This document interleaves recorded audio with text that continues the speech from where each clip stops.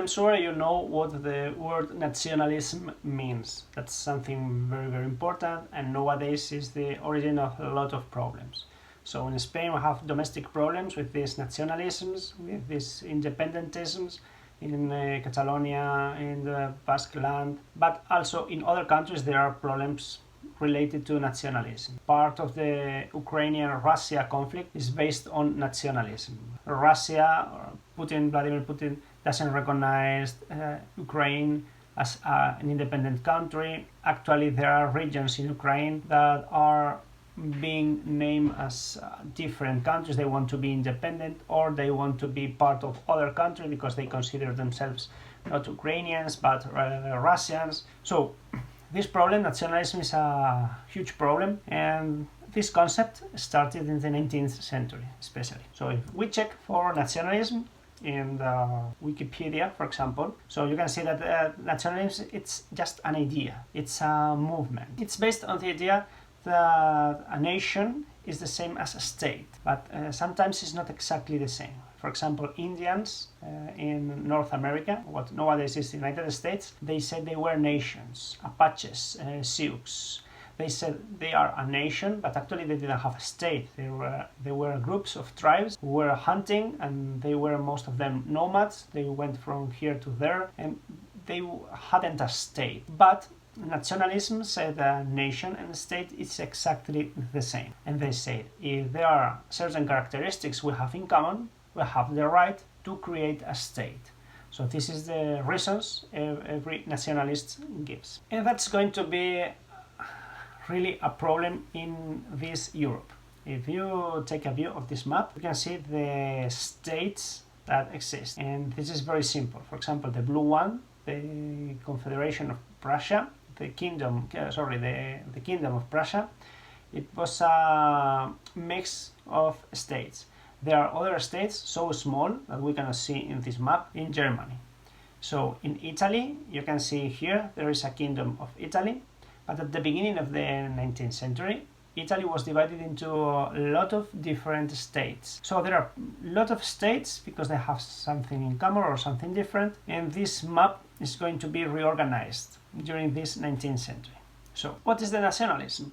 Nationalism says the political boundaries, the boundaries of a country, should be established according to certain characteristics. For example, religious, if we share the same religion, perhaps we should be a country. If we have the same ethnic characteristics, we are everybody brown and with dark hair, so we have something in common, perhaps we should be a different country. Or linguistic, if our language is different from others. So they say nationalism, they say according to these characteristics, the boundaries should be established. And that's a problem, for example, for the biggest of the empires in this period. That is the Austro-Hungarian Empire. Austro-Hungarian Empire was controlled by an emperor, an Austrian emperor, but actually their boundaries were very difficult, talking about ethnics and languages. Here you can see different colors, different ethnics, and how they are spread there. So for example, Germans, maybe Germans are distributed very, very unequally, different places of this state. So it's very difficult to establish boundaries only for German speakers in the Austro-Hungarian monarchy because they are spread. So I have something similar in Spain, nowadays too. So you have different areas and they have different languages, but they are not exactly the Spanish boundaries. So this is related to states that exist, and inside they have different differences, different languages, different groups. So nationalism can be, both sides can be unification states. If there are different states who have something in common, they can decide to integrate because they share something, they share an identity, and they create a new country. Or just upside down, a big state with a lot of different communities inside, and these communities decide to create new, smaller states. So that is a disintegration of states. What's going to happen? A lot of conflicts, of course. So here you can see two examples of unification of states. So that was the German states and the Italian states. Plenty of different kingdoms or duchies or republics too. All of them decided to unify to create only one country. For example, Italian states, along a process we are going to study, they created a new country called Italy. That's the Italy we know nowadays. And exactly the same happened in Germany. Germany, there were 39 different states, and along a process they created a new big state called Germany, which nowadays we know as Germany. But on the other side we have the disintegration of states. For example, here you can see a view of the Ottoman Empire map. And this map has different countries. You can see there people in Greece. This region of Greece is part of the Ottoman Empire, but they are Greek, they speak Greek. You can see there a region called Romania, where people who are living there speak a different language. Romanian, Bulgaria exactly the same, Serbia exactly the same. So all of them are part of the Ottoman Empire, but they have something in common in these areas, and they want to create independent states. So they are going to make something to change that. So here you see this is a map. The one big problem is the Austrian Empire, Austro-Hungary Empire. So here you can see a map of the ethnic groups in Austria-Hungary. This is at the beginning of the 20th century, this map.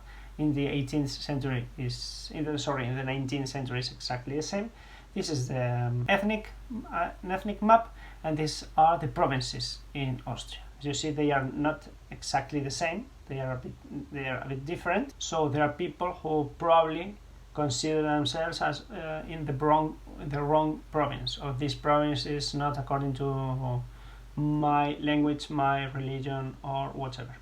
So the Ottoman Empire is going to suffer exactly the same. Different countries will decide to do something different, and this empire will be disintegrating along a lot of years. And now let's focus on causes. Why the nationalism exists? You remember the Napoleonic Empire, how Napoleon conquered most of you. So when you are conquered, there is a reaction, a natural reaction, and we are seeing that perfectly well in the war between Ukraine and Russia. Ukrainians and Russians were more or less the same for us, and language is very, very similar. They consider themselves as something like brothers, but since the Russia invaded Ukraine, in Ukraine it happened a big reaction against Russia. So something similar happened in Europe when Napoleon conquered Europe.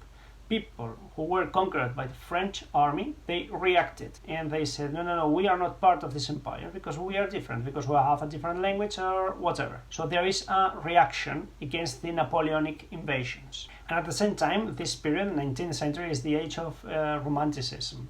We are going to study that in arts, but in this period, the art is based on feelings. And these feelings, nationalism is an idea, it's more or less a feeling. I feel myself Spanish, cannot change, or I feel myself, I don't know, Belgium, cannot change that. I feel, that's what I feel. So this matter of feelings are very, very popular in this period. So these feelings, talking about nationalism, make very, very difficult to make reasons about that, because if we feel we are a different country, we should be a different country. And last step towards this rise of nationalism was the industrialization. We are going to study a couple of units the process of industrialization, how Europe became an industrial area. And this industrialization was very, very important for the higher bourgeoisie, for rich people who wanted to make trade, to trade with other areas, to produce products and sell and buy.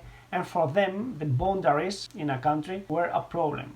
For example, here in Spain, it was very, very usual. When you go to a city, you must pay taxes to go inside the city and sell your products. Or if we are trading with other city, with other area, we must pay taxes. So that means the trading is very, very uncomfortable and very expensive, so the trade is very low.